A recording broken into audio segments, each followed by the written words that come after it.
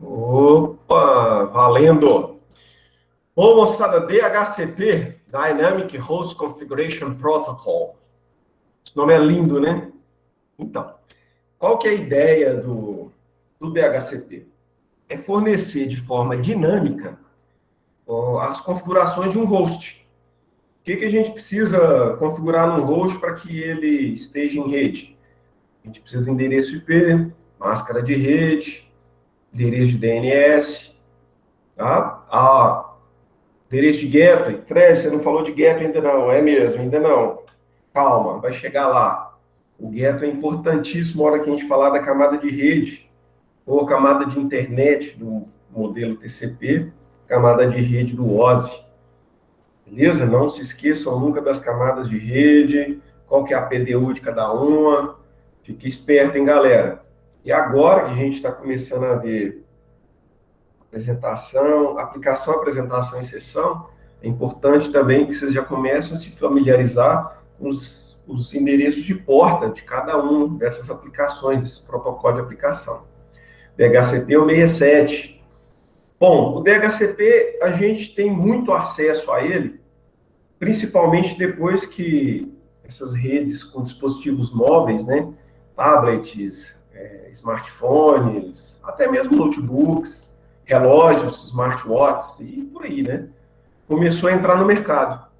Porque não dá para você ficar toda hora colocando usuário, senha, endereço IP, endereço de máscara de rede, gateway, DNS, no dispositivo móvel. Você quer simplesmente, às vezes, se conecta lá, coloca o usuário e senha e entra, ou então nem isso, se a rede for aberta, né, se ela for pública. E aí, quem fornece esses endereços de forma dinâmica ou automática é o DHCP. Como é que funciona o DHCP? O DHCP, ele faz uma espécie de aluguel. Você entrou na rede, o padrão de um dispositivo móvel, por exemplo, um smartphone, o padrão dele é já vir com uma configuração de IP de forma remota, de forma dinâmica, automática. Então, toda vez que você entrou num ambiente que tem uma rede configurada, um Wi-Fi, o que ele vai fazer? Ele te dá as opções. Aí você fala, não, eu quero participar dessa rede aqui.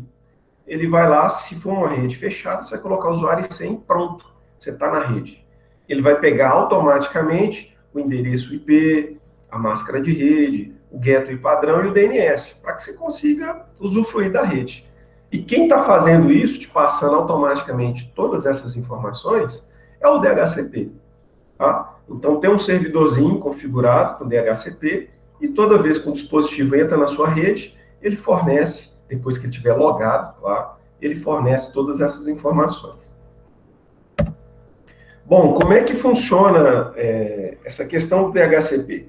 Vocês vão aprender melhor um pouco do DHCP a hora que a gente for para a prática, a hora que vocês forem configurar realmente um servidor DHCP.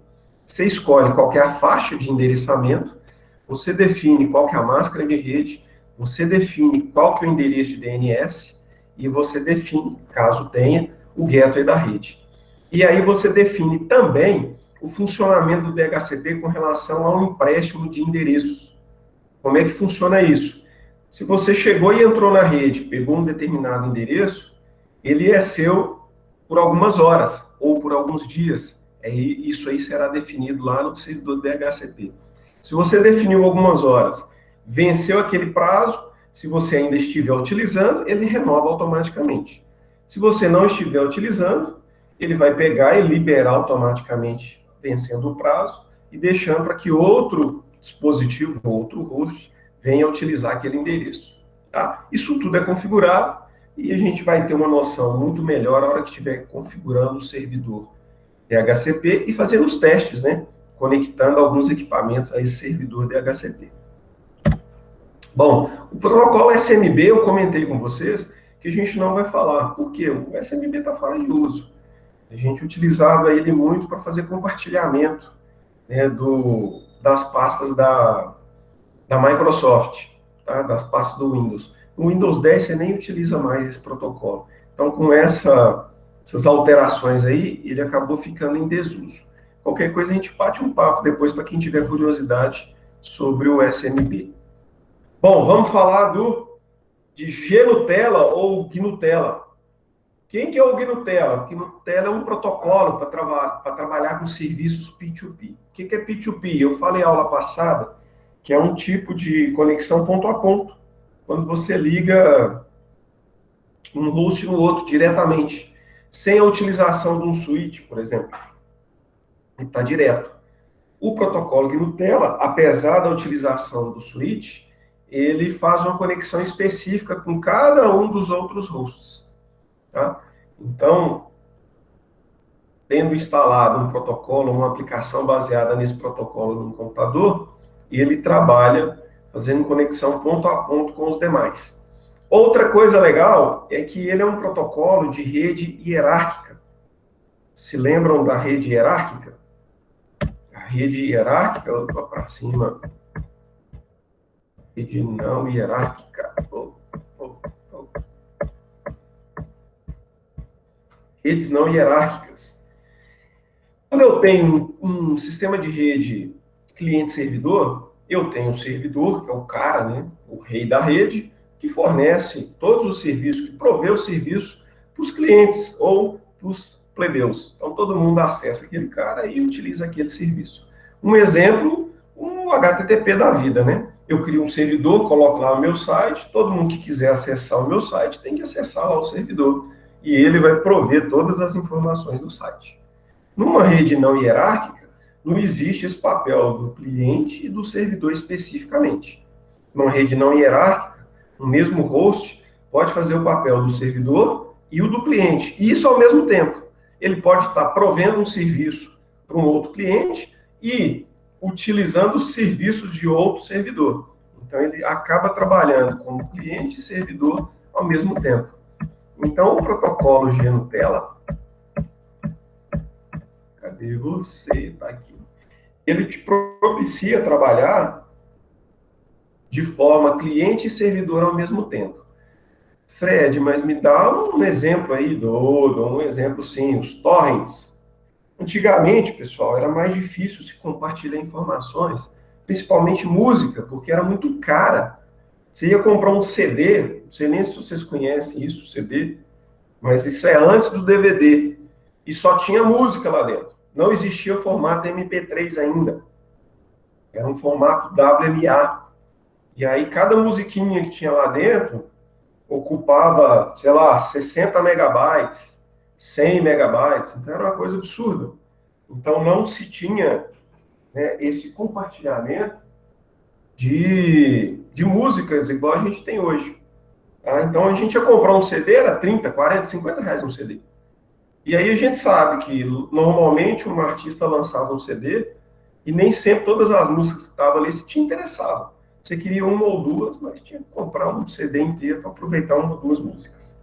Então, começaram a criar os aplicativos de compartilhamento de música. Isso surgiu junto com o padrão MP3, que é um padrão de compactação de áudio. Então, o pessoal começou a compactar as músicas que tinham 60, 70, 80 mega, elas caíram para 3, 4, 5, ou até uns 7 mega, que era o que a rede, na época, conseguia comportar. E aí, com isso, o que aconteceu? Começou uma espécie de pirataria. E aí, aplicativos como o Napster, não sei se vocês vão lembrar disso, mas ele tem até hoje. Foi o primeiro que apareceu compartilhando músicas. Então, você acessava o Napster ali, você instalava um Napster no seu computador, e aí as músicas que você conseguia extrair de um CD, você disponibilizava numa pasta, e você acessava a pasta de outras pessoas que tinham o Napster instalado, ou que tinham um aplicativo chamado LimeWare, por exemplo. E aí a gente conseguia trocar essas informações. Eu baixava música de outras pessoas, elas baixavam músicas do meu computador, e aí dessa forma ficava difícil, né, das gravadoras acionar as polícias da época e conseguir prender todo mundo, e aí criou-se uma rede de compartilhamento. E aí passou a ser compartilhamento de tudo, não só música. E o precursor disso aí foi o protocolo GNUTella. Hoje a gente tem um cara que ainda é muito utilizado, que é o famoso torrent. Tá? A ideia foi baseada no protocolo de Nutella. Como é que funciona o torrent? O torrent você consegue pegar até pedaços de arquivos, né? Não só os arquivos. E você baixou e instalou o torrent, você vai ter uma área ali onde você vai liberar o que você quer que as pessoas utilizem, compartilhar com as pessoas, e você vai acessar outras pessoas também com a mesma aplicação para baixar outros aplicativos, músicas, arquivos, e até mesmo alguns vírus, né? Alguns cavalos de Troia, os backdoor da vida e por aí. Beleza? Bom, protocolo Telnet. Telnet é o famoso terminal virtual. Fred, mas e aí, como é que funciona isso? Eu acredito que muitos de vocês possam até estar usando aí com alguns nomes diferentes de aplicação. Que é aquela famosa história, eu preciso acessar o seu computador como se eu estivesse sentado na frente dele e utilizando o teclado e o mouse dele. Isso é o famoso acesso remoto. A gente instala uma aplicaçãozinha cliente e outra servidora. E aí quem quer acessar todos os clientes tem uma aplicaçãozinha servidora. Você passa a controlar mesmo, fisicamente, aquele computador naquele momento. Eu utilizei isso muito, mas quando eu dava suporte, quando eu estava trabalhando em algumas empresas, e aí eu tinha que dar suporte. Aí eu não estava presente na empresa para ir na máquina do cara e arrumar ela, eu acessava remotamente e conseguia dar o suporte, até mesmo em outra cidade, em outro local. É o famoso Telnet, protocolo para acesso remoto. Hoje a gente já trocou isso, né, já está trabalhando com SSH. Qual que é a diferença do SSH para o Telnet? Segurança. Conseguiu-se criar uma criptografia para os dados trocados no SSH. Ele ficou melhor que o Telnet um pouquinho. Tá? A porta utilizada pelo Telnet é a 23, a 23. Beleza? Então foram todos os protocolos de redes, tá? Da camada de aplicação.